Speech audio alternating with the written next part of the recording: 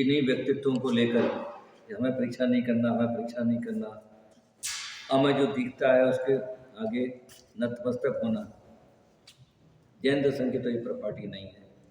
जब हम देव की परीक्षा कर सकते हैं तो उनके जो अनुयायी गुरु, उनकी परीक्षा हम क्यों नहीं कर सकते। यहाँ कुछ बातें बहुत ही महत्वपूर्ण दी तो सामाजिक मुद्दे हैं, आज के नहीं हमेशा रहेंगे कि संसार का हर व्यक्ति सामने वाले की बाहरी व्यक्तित्व से प्रभावित होकर के उसको पूज्यता का आधार अपनाता है। ये एक सामाजिक रोग है और ये चिंतन की दिशा न्याय में दी है। और न्याय विषय ऐसा है जो मील का पत्थर है। वर्तमान युग में तो आप ऐसा कर लोगे, समय सारे में ऐसा कर लोगे, किसी दृष्टि से बोला गया होगा, लेकिन ये कोई बहाने न्याय के क्षेत्र में नहीं चलते हैं। अभी अपन ने कौन कौन से मुद्दे उठाए थे। जैनाचार्य ने, आचार्य सिंह ने 3 बातें जो कही थी जो सार्वभौमिक और सर्वकालिक है। ये 3 पॉइंट कौन कौन से हैं, कौन बताएगा बेटा? हाँ बेटा। पहला देवागम कहा था, तो उससे ऐसा बताया था कि किसी महत्वपूर्ण या फिर प्रतिष्ठित व्यक्ति की उपस्थिति से कोई महान नहीं होता, वो पूज्यता का आधार नहीं है। दूसरा नभोयान कहा, तो वहाँ पर कहा कि चमत्कार के होने से कोई पूज्य नहीं हो जाता है। फिर चामर आदि विभूति से चमत्कार कैसे निकाला आपने? चमत्कार ऐसा कि नभोयान मतलब सब आकाश में गमन नहीं कर पाए, तो जो सामान्य लोग आकाश में चलते हैं, आकाश में चलते, छोटी सी बात है, लेकिन उसका कहने का मतलब यही है मेरे जीवन में चमत्कार देखे जाते हैं, इसलिए हम तुम पूजो। ये एक सामान्य ही बात नहीं थी। आचार्य जी मैसेज क्या देना चाहते हैं, ये चीज पकड़ी जाती है। तीसरा बाह्य विभूति, चामर आदि विभूति से बाह्य वैभव के आधार पे कोई बड़ा नहीं होता है। और फिर तीर्थकृत समयानाम से ये बताया कि धर्म का प्रवर्तन करने मात्र से कोई महान नहीं हो जाता, क्योंकि यदि ऐसा हो तो मारीची ने तो ज्यादा धर्म होगा, तो कितने ज्यादा उसको मानने वाले हैं, कितनी जय जयकार हो रही है, ये प्रतिष्ठा का पूज्यता का आधार नहीं है। मतलब धन तीर्थ का यहाँ ये भी अर्थ है, ये जहाँ आप धन तीर्थ की बात करोगे सामने वाला तुरंत कहेगा वो तो झूठे चलाए थे। ये तो आप बोल रहे हैं ना, धर्म तीर्थ माने विचार, धर्म माने विचार, तो गलत सच्ची ये हम बाद में देखेंगे। लेकिन अगर कोई ये तर्क करे कि भाई उन्होंने धर्म तीर्थ, तो फिर आपके इसने बहुत बड़ा चलाया, रजनीश ने एक विचारों का समूह तो चलाया ना, और वे तो उसको गलत मान के फॉलो थोड़ी कर रहे हैं। रजनीश के विचार, ये आसाराम के जो विचार हैं, उनके जो 5 करोड़ भक्त हैं, वे भक्त उनको अभी भी गलत नहीं मान रहे हैं। रामपाल के विचार तो कुछ भी विचार होंगे, वो अलग सही गलत ये बात देखें, लेकिन उसने अपने एक फॉलोअर तो बनाए ना। अगर फॉलोअर बढ़ाने से अगर कोई बड़ा होता तो ये सब हो जाते। लेकिन सारी दुनिया इस बात को बहुत वजन देती है कि वे इतने फॉलोअर हैं, वे सब बेवकूफ होंगे, ये तुम ही होशियार हो। ये तर्क बहुत अच्छी तरह से चलता है, कभी सुना भी होगा ये चीज़ें। और जब आप विचारों के क्षेत्र में जाओगे आप और कोई प्रचलित विचार से आप उसको काउंटर करने की कोशिश करोगे, पहला ही होगा तुम्हारी क्या औकात है, तुम्हारी कौन सुनता है। उसके देखो इतने लाख इतने करोड़ हैं, ये तुम ही होशियार हो, वे सब बेवकूफ हैं। उसके पास में इतने पुलिस ऑफिसर हैं, इतने जज सुनते हैं, इतने बड़े बड़े नेता आते हैं, मतलब वे सब बेवकूफ, एक आप ही होशियार हो। ये एक तर्क कॉमन था। उसका उत्तर ये है कि वो कितने आते हैं ये महत्वपूर्ण नहीं है, क्योंकि उस समस्या को आचार्य जी ने 1,500 वर्ष पहले उठाया।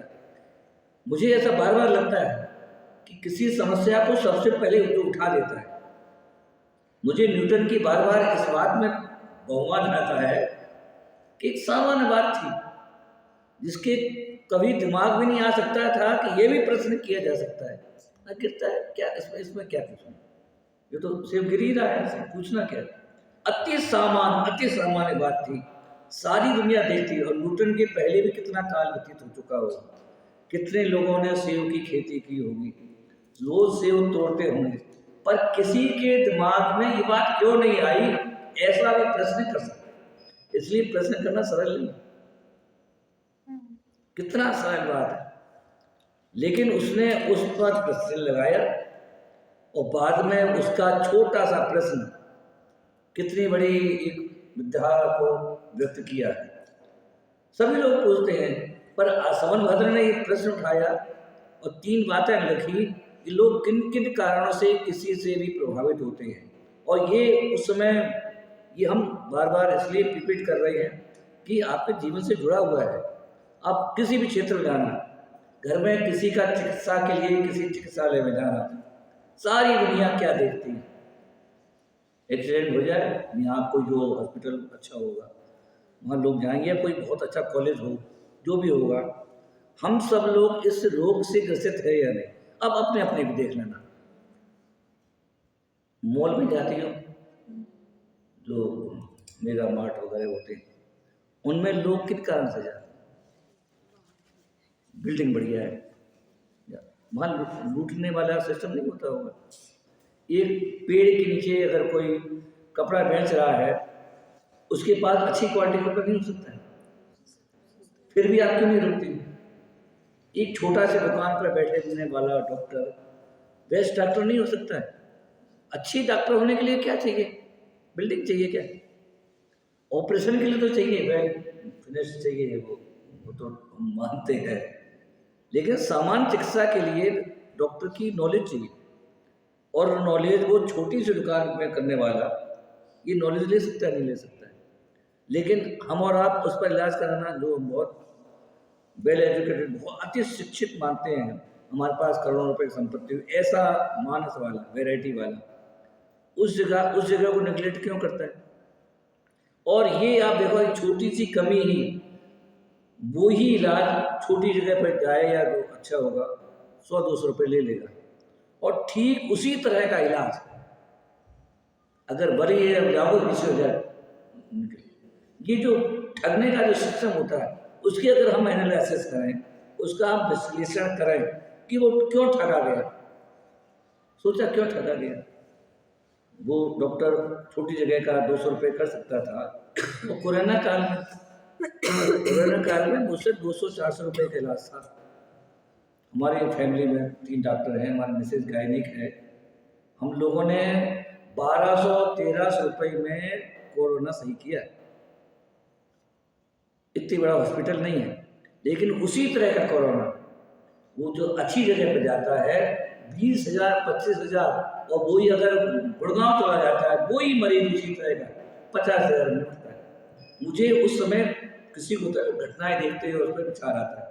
उस समय हमें बार बार सोनभद्र की लाइन बहुत गजब की लग रही थी कि इसका इलाज केवल 200-400 रुपये, कुछ अपना प्रॉफिट ले लो, 1,000 रुपये में हमने निपटाया है। लेकिन वो ही मरीज देखा, जब पैसे वाले नहीं आए, लोग बोलते थे यार सही हो जाओगे, क्यों आप जा रहे, वहाँ बहुत बड़ी परेशानी आएगी, कि नहीं नहीं नहीं नहीं नहीं। अब वही जब आगरा जाता है, ये कारण है, मतलब छोटी छोटी घटनाएं हैं, लेकिन चूँकि हमने न्यायशास्त्र पढ़ा तो बार बार किसी घटनाओं को परखने की, देखने की एक नेचर बन गया। क्यों ठगा वो, उसने 19,000, 20,000 रुपये ज़्यादा क्यों दिए? ये कारण कि वहाँ पर बड़े लोग जाते हैं। हमें तब लगा कि हमारे आचार्य सोनभद्र ने कही तो बात धर्म के क्षेत्र में थी, धर्म का क्षेत्र तो किताब में, जन्म किताब, यही लाइन अभी कोई बहुत बड़ा दाढ़ी वाला, बहुत दर्शन वाला हो, क्योंकि ये बात मजबूत तब कब होगी, अभी हमारी इतनी बड़ी दाढ़ी होगी, बस फलो फूलो ऐसा करके होता, और 10-5 लोग होते, और आपसे मिलने के लिए समय नहीं दिया जाता है कि हमको 1 बजे से 2 बजे तक कोई भी मिल सकता है। और पर्ची कटती पहले से, मैंने मतलब वो MBA वाला सिस्टम तो चाहिए। फिर आप अगर बात हुआ गजब, अरे छोटी सी बात, सीधी कुछ उत्तर मिल जाएगा, लेकिन इतना नौटंकी करने की इसलिए ज़रूरत है कि वो बात में लोगों को तब जभी लगती है जब थोड़ा सा पैसा खर्च हो, लाइन लगाए और वो बात पूछी जाए। ये सब जो नाटक होता है, इसका कारण क्या है? ये कारण इन्होंने जो रिसर्च करी है, हमारे जंगल में बैठे मुराद, ये सोशल स्टडीज पर है, किन कारणों से ठगों को जाए। हमारे अध्ययनाचार्य ने एक भव के अभाव का एक उपाय ही नहीं बताया।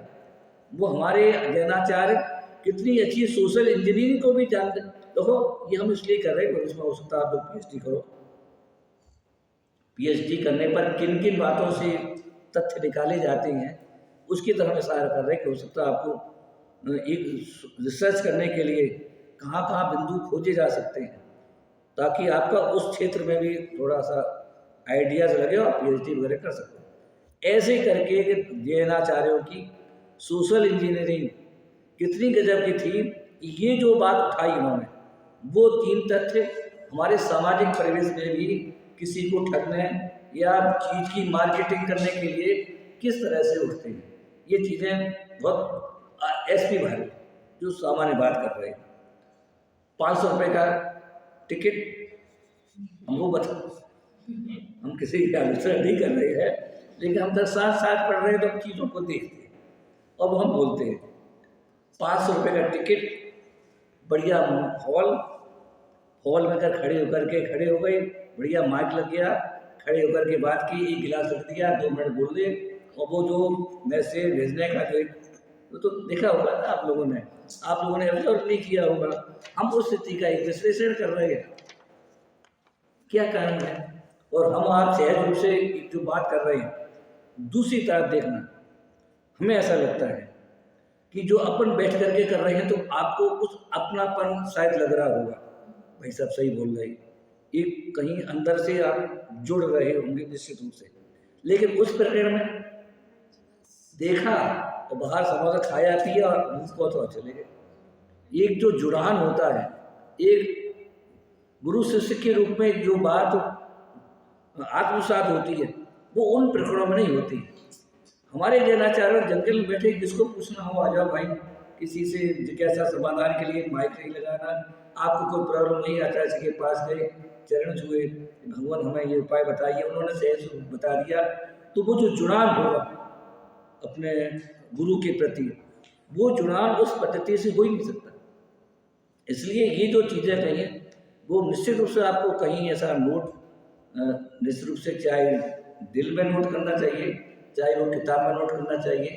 ये 3 पॉइंट, आगे का पॉइंट दिया तरीके से मैं कि बहुत धर्म का प्रचार किया, धर्म का प्रचार किया बहुत ज़्यादा। देखो उन्होंने कितने मुसलमानों को जैन बना दिया, कितने लोगों मुख्यमंत्री सुनने आता है, तो ये अच्छी है। मुख्यमंत्री तो बोर्ड का नाम होता है, उससे लगेगा कि ये है। होता क्या है कि हमारे एक नेटवर्क है, आपके चचा ताऊ बाबा फूफा मोदी जी के पीए हैं, हमने आपसे सेटिंग कर ली, वे उदयपुर आए हुए हैं, उनने मैनेज किया है, उन्होंने कहा इधर से तो निकलना है। महाराज गुरु हमारे महाराज वहाँ पे उदयपुर में आए हुए 700 धाम में बहुत बड़े संत हैं और बहुत बड़े वाचक हैं, योगेश चंद उनका नाम है। ऐसी सेटिंग आपने वहाँ पे कर ली, यहाँ से निकले, उन्होंने ब्रेक मारा, और अभी सबसे मिलेंगे नहीं, बहुत मुश्किल से आप 3 से 4 बजे तक आधा घंटा मिलते हैं, भले हम 24 घंटे मिलते हैं, आधा घंटे साहब गुरु जी से समय हमें लेना पड़ेगा। और जब वो आ रहे हैं तो आराम से हम अच्छी तरह से ऐसे करके ध्यान में बैठ गए, हम पता ऐसे करके देख रहे आ गए, बोल लिया, ये सब होता है। उसके बाद में हमने बस किया, और उन्होंने जैसे ही नारियल दिया, हमने आशीर्वाद की मुद्रा में फोटो खिंचा ली, उससे संतुष्टि नहीं हुई। अगले दिन पूरी फोटो आपसे कह दिया कि आपके सौजन्य से फोटो फलाने मोदी जी ने आशीर्वाद लेने आए, और वो फोटो पहले कह दिया कि सब अखबारों में निकाल देना फोटो हमारी, ये कमरे के अंदर की बातें हैं, और आपने निकाल दिया, उसके बाद ब्रांड बन गया, और आपका भी शहर नाम हो गया कि आपके योगियों से बहुत अच्छे संबंध हैं, आप बहुत हम मिलवा देंगे, इनसे बात करना पड़ेगी। एक पूरा हफ्ता हो गया, नेटवर्क बन गया, और बड़े विद्वान पंडित हो गए। ये सामाजिक सीन समझा हुआ, इस सामाजिक सीन को संबंध भद्र बहुत अच्छी तरह से समझते, सबसे बड़ी बात है। और 1500 वर्ष पहले वो सबसे बड़ी बात वो जानते थे कि कैसे कैसे लोग धर्म के नाम पर भविष्य में पकड़े जाएंगे, फंसाए जाएंगे। ये सबसे पहले सोच, सबसे मतलब इस तरह की कल्पना तक आपने नहीं की होगी कि ऐसे भी लोगों को, चाहे धर्म के नाम पर, चाहे वो बिजनेस के नाम पर, आप आगरा जाओ मरीज को लेकर के, बस स्टैंड जाओगे आप, वहाँ एक लपका नाम की संस्कृति है। आपकी मम्मी बीमार हुई तो वो उनको लपका बोलते हैं। वे हर हॉस्पिटल के वो हैं मार्केटिंग करने वाले, आपके पीछे पड़ जाएंगे। आप वहाँ ले चलो, बहुत अच्छे डॉक्टर है, दूसरा खड़ा रहेगा, नहीं नहीं वो कन्हैया कहाँ ले जाए, अरे वो हमारे बाबा थे वहीं ले गए थे। और आपको तो कुछ पता नहीं है आगरा का, तो 4-5 दिन तक जब तक आप टैक्सी बैठोगे 4-5 लोग आ जाएंगे, अरे कहाँ बहुत वहाँ ले चलो, हमारा ऐसे एक्सीडेंट हुआ, तुम्हारा ऐसे हार्ट अटैक हुआ, ऐसे ही हुआ, अरे वो चटकियों से मार्केट करने वाले हॉस्पिटल में ले गए, उन्हें 500 रुपये अपने तत्काल वहाँ से लिए और चलते बने, और फिर वो स्टैंड पे स्टेशन पे आ गए। नेटवर्क है, यही नेटवर्क धर्म के क्षेत्र में कि वहाँ भी इस तरह के मार्केटिंग करने वाले हैं जिनको अलग नाम से भैया लोग या भीमचारी लोग या इस तरह का वो लपका बोलते हैं, भैया लोग बोलते हैं, मतलब पूरा एक नेटवर्क है। ये सोनभद्र की कल्पना में उस समय था।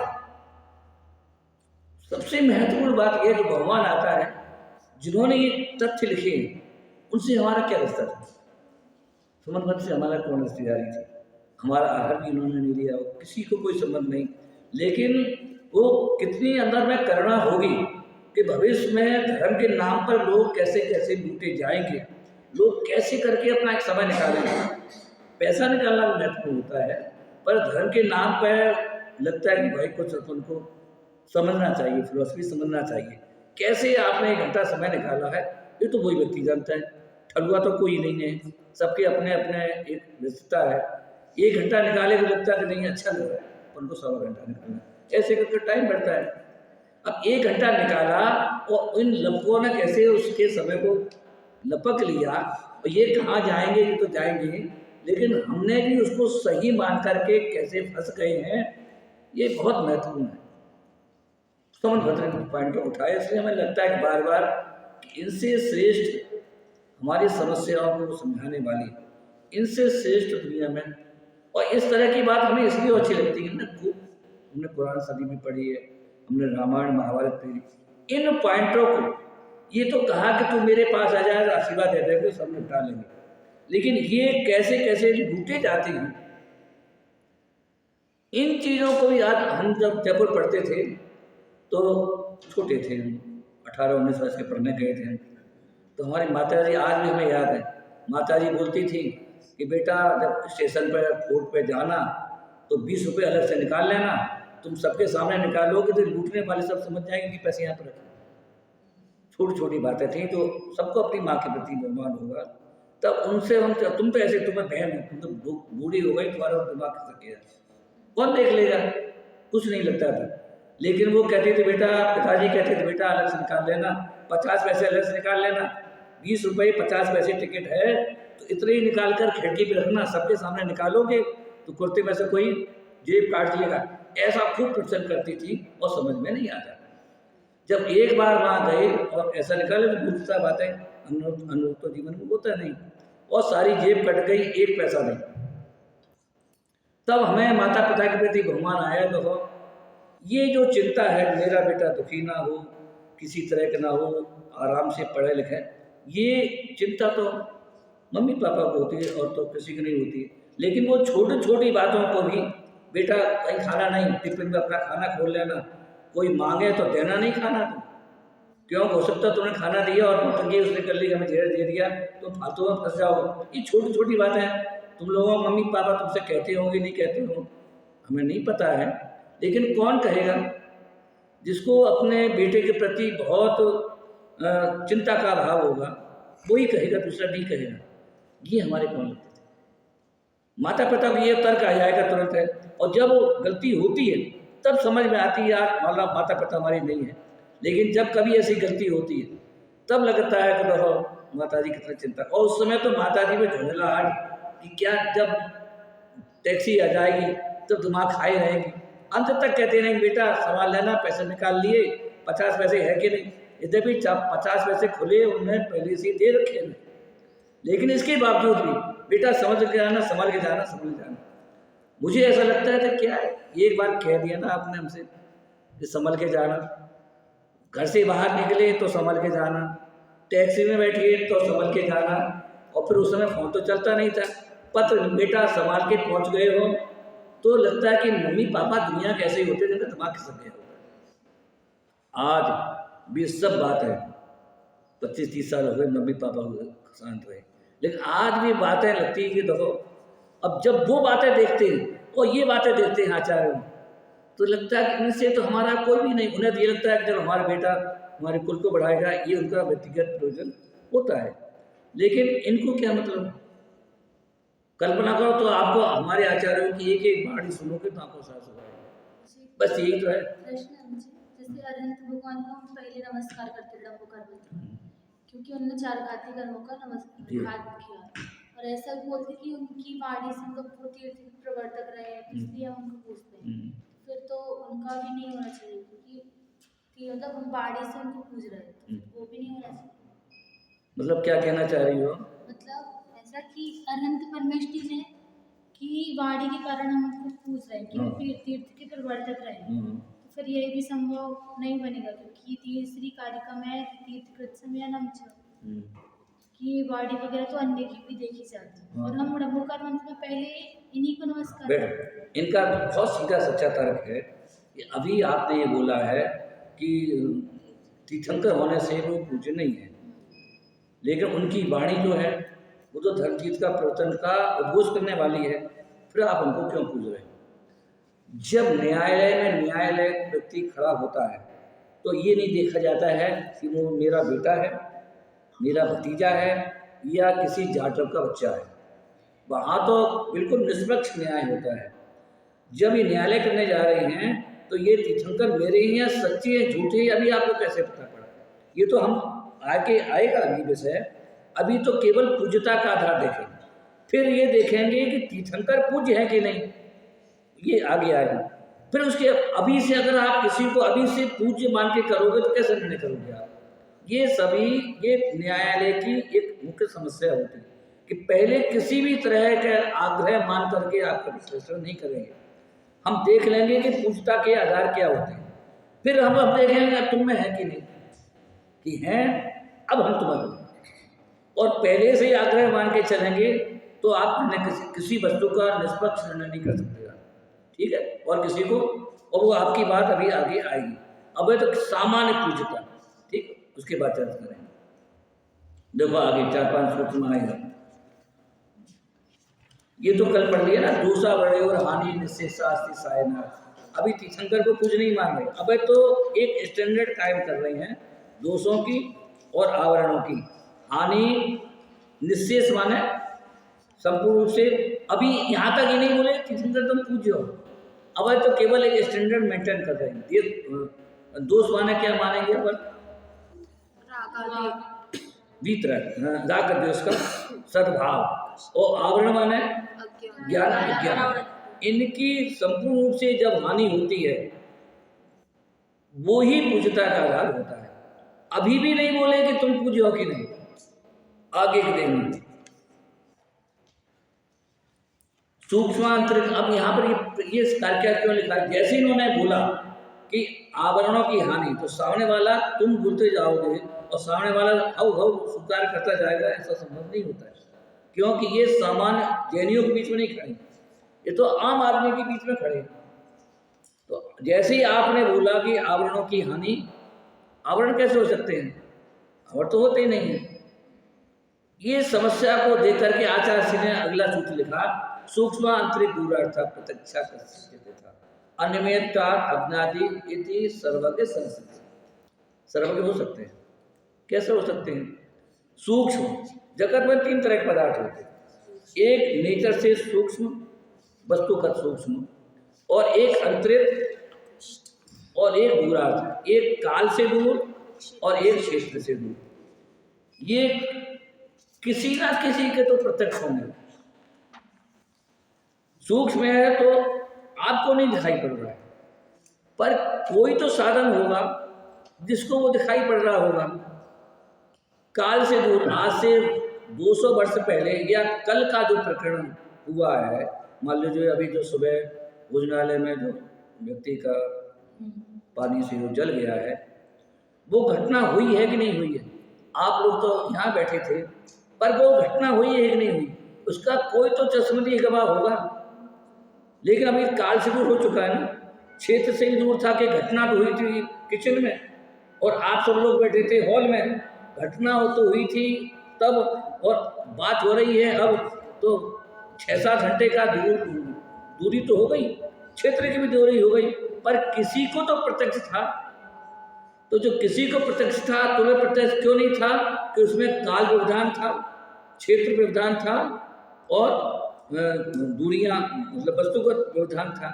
हम आपसे पूछते हैं, जो दर्द हो रहा है वो दर्द उसको हो रहा हो कि नहीं हो रहा हो? कैसे पता? आपके अभी सिर में दर्द हुआ ना, बताना कैसे सिर दर्द हुआ? आप बोले ना बहुत अंकल जी बहुत सिर में दर्द हो रहा है, तो दिखाओ ना कहाँ सिर में दर्द हो रहा है। नहीं हो रहा है, कहाँ दिखाओ हैं? नहीं तो हम कैसे माने आपको छुट्टी देने में? आप कह रही ना हमें छुट्टी दर्द सिर में दर्द हो रहा है, तो दिखाओ ना। अनुभव कम है। इसके मतलब किसी को तो अनुभव है ना, वही बात हो गई।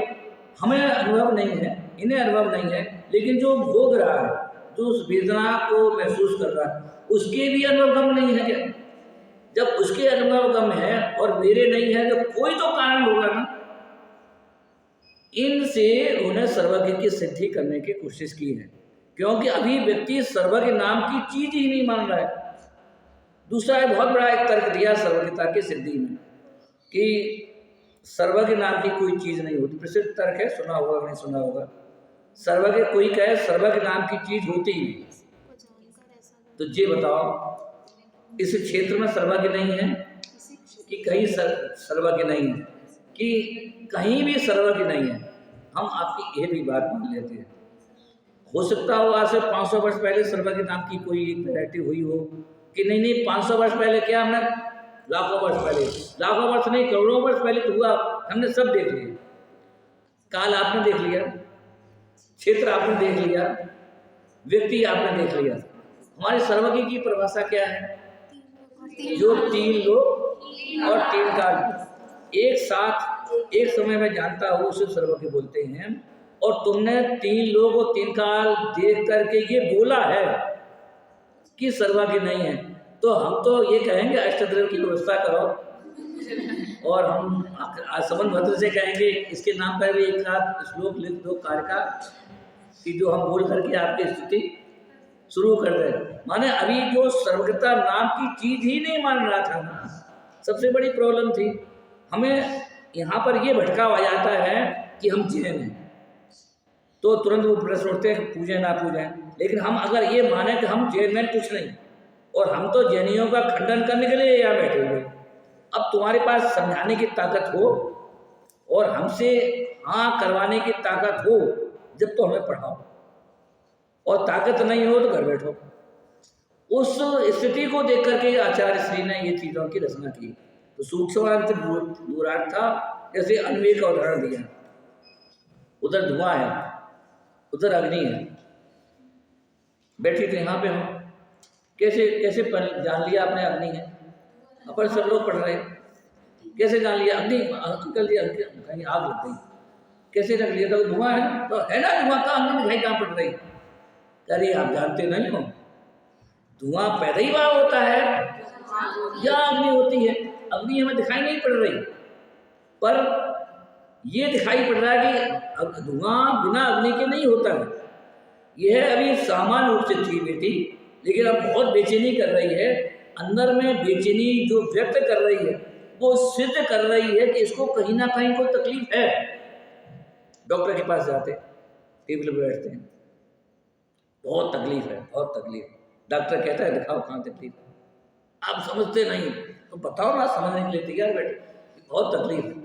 डॉक्टर को दिखा पाता, 500 रुपये देता है, लेकिन वहाँ का जाना, डॉक्टर के टेबल पर बैठना और 500 रुपये देना, घंटों इंतजार करना, ये सब बातें ये कह रहा है कि तुम्हें कोई ना कोई तकलीफ है। हमारे यहाँ मरीज आते हैं, जाट और यादव, पैसे वाले तो बहुत होते हैं, उनसे अगर कहो कि क्या तकलीफ है तो तुरंत वो कहते हैं जैसे साहब तुम्हें तकलीफ होगी, मेरे पास तो 100 बीघा जमीन है और 1 बीघा जमीन 5 लाख 6 लाख 7 लाख का बिकती है। तुम्हारी तो छोटी सी दुकान है, जैसे साहब कोई तकलीफ नहीं, अब पैसा तुमसे लेना है, उन्हीं से नोट इकट्ठे करना है। तो हम लोग बोलते हैं कि आदत ये सब बढ़िया है, अगर ये बोलें कि क्या तकलीफ है तो उन्हें तकलीफ हो जाती है, मिर्ची लग जाती है उन्हें। तो हम लोग ये बोलते हैं और चौधरी साहब बढ़िया है साहब, कुशल मंगल है, कि कहाँ कुशल मंगल है, आपके पास आइए कुशल मंगल होगा। तो फिर वो कहते हैं हमें ये तकलीफ है, ये तकलीफ है, तकलीफ है। माने डॉक्टर के पास जाना ही ये सिद्ध कर रहा है कि ना घर में कहीं ना कहीं कोई ना कोई गड़बड़ है। इसी तरह से जो बोला ना सुबह जो बोला था, इस मलमूत्र वाले शरीर में रहना और उस पर टिकना ये सिद्ध कर रहा है कि तुम कहीं ना कहीं पराधीन हो। अगर तुम्हारा बस चले तो इस जगह पर नहीं रहोगे। इस क्यों पराधीन हो कि कहीं ना कहीं कर्म, जैसे आप बढ़े हो 90 से 100 गए, इसी तरह से कोई ऐसा भी होगा जिसको 90%, किसी को 9%, किसी को 1%, कोई ऐसा भी होगा जो बिल्कुल नहीं जानता होगा। जब आप इस क्रम से आगे बढ़े और पूर्णता की ओर गए हो, तो इसी तरह से पूर्णता से अपूर्णता की ओर कोई ऐसा भी होगा जो बिल्कुल नहीं जानता होगा। ये प्रश्न कर सकते हो, ये किसी का भी मुंह बंद हो सकता है। इसका उत्तर जैनाचार्य कहते हैं, सूरज के ऊपर कितना भी बादल क्यों ना आए, कितना भयंकर से भयंकर बादल क्यों ना आए, लेकिन ये तो सिद्ध करने में समर्थ है कि दिन हो गया। कितना भी भयंकर हो, जैसे वो सूर्य ग्रहण पड़ता है ना, तो दिन में सूर्य ग्रहण बिल्कुल बिल्कुल अंधेरा हो जाए, इसके बावजूद भी दिन है, रोशनी उतनी नहीं है, ये बात तो सही है, पर दिन है और ये रात है, इसका विभाजन देखा तो सूर्य कर ही देता है। मतलब वो कितना भी अस्तांचल में जाए लेकिन अपनी सत्ता को तो कायम रखता ही रखता है। इसलिए ये जो प्रश्न किया गया कि एक दिन फिर ज्ञान का अभाव भी हो सकता है, वस्तु का कभी अभाव नहीं होता है।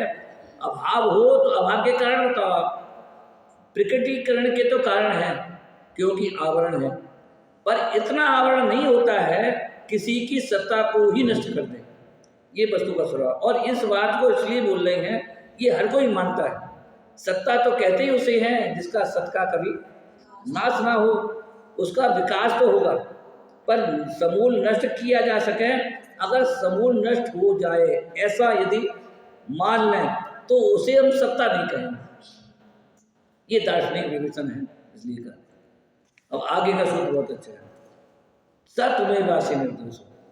अभय तक तीर्थंकर के विरोध में बोल रही थी, अब उनके पक्ष में कुछ मूड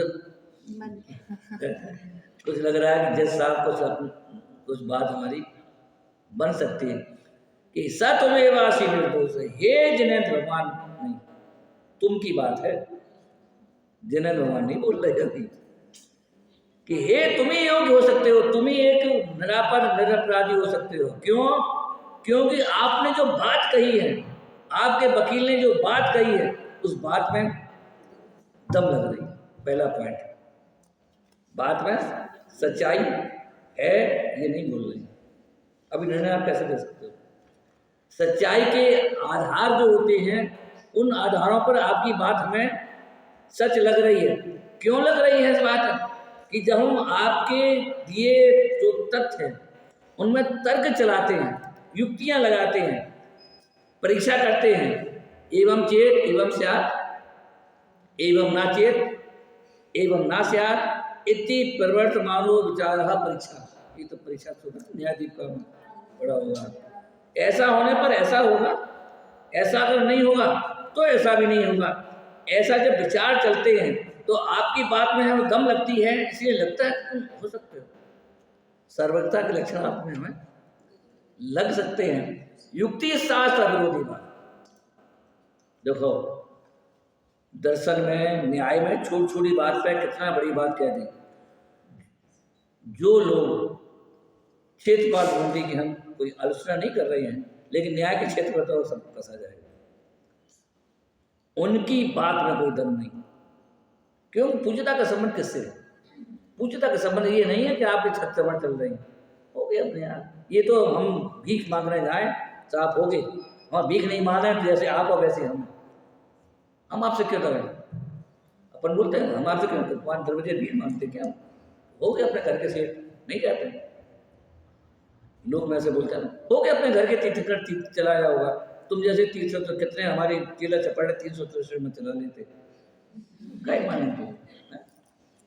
लेकिन इन कारण से तो नहीं पूछे। आपने जो बात कही है उसमें हम तर्क के तीर चलाते हैं तो तर्कों के तीर फेल हो जाते हैं, और आपकी बात में दम लगती है, इसलिए लगता है कि हो तो कुछ समझदार। भागचंद जी का नाम सुना होगा, साची तो गंगा भीतराग वाणी उन्होंने, और यदि ये चैतन्य मुकुल बाबा, ये कहानी सुनी होगी, उनकी कथा सुनी आपने, उनका घटना।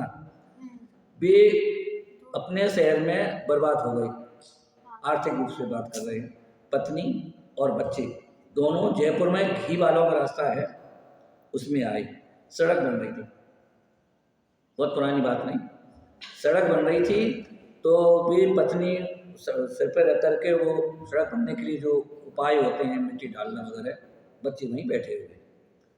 भागचंद जी को लगा कि देखें भाई जयपुर आए हुए हैं, सुबह कहीं जिन दर्शन हो जाए तो फिर हमारा भोजन की, अब ये ठेकेदार पैसे तो देगा ही देगा। घी वालों का रास्ता थोड़ा सा आगे है, मंदिर था, तो वहाँ गए तो अंदर प्रवचनकार बचनकार कर रहे, बचनकार माने बाँच रहे थे, शैली बोलते हैं सरल के लिए, बचनकार बोल रहे हैं, बचनकार कर रहे थे। पंडित जी वहाँ बैठ गए। उसके बाद में जब प्रवचन खत्म हुआ, उसके पहले प्रवचनकार जो अपने विषय को स्पष्ट कर रहा था, उसमें कुछ जवान स्लिप हो रही थी, तो पंडित जी ने कहा पंडित जी ऐसे नहीं ऐसे है, तो वक्ता के तुरंत ने कहा कि ये तो कोई, मतलब प्रश्न पूछने से भी अंदाजा लग जाता कि व्यक्ति की योग्यता कितनी है, अनुमान, अन्यतादीत सर्वस्थिति, हर जगह न्याय लगेगा, यहाँ ही नहीं, आपके बोलने से हम अंदाज कर लेंगे, या जितने बच्चे बोल रहे हैं और हम सुन रहे हैं, पढ़ा रहे हैं, सबके चेहरे से हमें अंदाज लग रहा है कि ये व्यक्ति, ये बेटी समझ रही है, और इस व्यक्ति की बेटी के सिर से ऊपर जा रहा है, इसका IQ कितना है, कि सब वक्ता के दिमाग में आता है। आपने तो बताया नहीं कि, लेकिन इस अनुमान से आपको तर्कशास्त्र की नॉलेज हर जगह, आप इंटरव्यू देने जाओगे, तो IAS का इंटरव्यू देने जाओ, तो आपने जो इंटरव्यू उत्तर दिया, आप समझ जाओगे कि सामने वाले जो पैनल है वो हमारे किस बात को लेकर के पॉजिटिव हो रहे हैं और किस बात को लेकर पॉजिटिव नहीं हो रहे हैं, इस बात का अनुमान आप करते ही नहीं करते।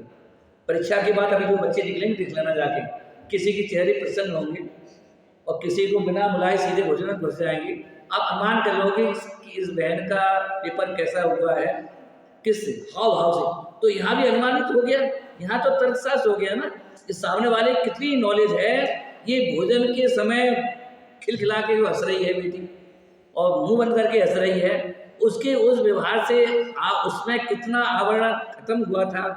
कौन सा पेपर था आज का बच्चों का?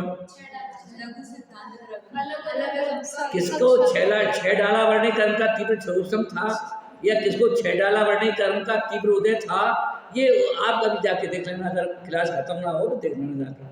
तो वहाँ भी तो वही सत्यमेवासी निर्दोषो बात सिद्ध हो गई, नहीं हो गई। टोटल पंडित जी ने भागचंद सुना, उसके बाद में वचन का खत्म हुई, तो जो प्रश्नकार थे उन्होंने बोला कि आप ही ज्ञानी जीव लगते हो, और हमें तो लग रहा है कि आपको तो, फिर उन्होंने वो वचनका की बात जो बहुत जगह है ना भजन वजन गाया जाता है, वो उन्होंने बोला तो नहीं, आप तो भागचंद जी के परिचित लग रहे हो, आपको भागचंद जी के भजन याद है, वो सब ठीक तो हैं, किनसे पूछ रहे? तो फिर खड़े खड़े उन्होंने बोला साची तो गंगा भीतराग खड़ी खड़े नहीं उन्होंने बनाया था, जब बोल दिया अहो ये वाला भजन तो हमने अभी तक मेरे पास आया नहीं पंडित जी का, जो आपने अभी बोला है, और भी कोई भजन है, हमारे पंडित जी ठीक तो हैं, कुशल सेन तो हैं, अब वो उत्तर क्या देंगे बताओ? भागचंद जी से पूछा जा रहा है कि पंडित जी, हमारी भागचंद जी पंडित जी सब ठीक तो हैं, कुशल सेन तो हैं, और जो अभी आपने भजन गाया है साची तो गंगा भीतराग वाणी, ये तो मेरे पास अभी तक आया ही नहीं, जल्दी ही बनाया लगता है कि आप उनके अत्यंत प्रिय लग रहे हो, तभी आपको भागचंद जी का ये वाला भजन याद है और आप तो धन्य हो, आपको भागचंद जी के भजन याद है। और कैसे और भी कुछ हो तो हमें आप सुनाओ, आप कहाँ के रहने वाले हो, अब सुनाने लायक उनके पास हो, क्योंकि कपड़े तो मजदूर के थे, फटे हुए कपड़े थे, मिसेज वहाँ पे सिर पर रख करके सड़क पर मिट्टी डाल रही थी। जब बहुत कहा तो उन्होंने कहा जिस भागचंद जी की याद कर रहे हो हम ही भागचंद, नहीं नहीं आपकी बात नहीं कर रहे, हम तो अपने पंडित जी की बात है कि नहीं नहीं वो भागचंद है कि नहीं, वो आप कहीं ना कहीं वो चीज व्यक्तित्व वो आपके वाणी में व्यवहार में कहीं ना कहीं आए बिना नहीं रहेगा। इतने अनिवार्यतार भागचंद जी की सिद्धि होती है, इसलिए इसके बिना तो मतलब वचन व्यवहार से ये सिद्ध होता है कि ये जो जिनको हम सिद्ध करने जा रहे हैं वे अनिवार्यता मतलब सत्यवासी निर्दोषों की हे भगवान आपने जो बाणी कही, जो आप बात कर रहे हो ना, उससे सिद्ध हो रहा है कि आवरण के आवरण नहीं होना चाहिए आपके, निश्चित रूप से, क्योंकि जिनके आवरण होते हैं वस्तु का नित्य पक्ष का प्रस्तुत करते हैं, कोई अनित्य बोलते हैं, पर आपने नित्य अनित्यात्मक वस्तु का विवेचन किया है, ये बिना सर्वज्ञता के हो ही नहीं सकता है, इसलिए आप इस आगे चर्चा खूब समय हो गया।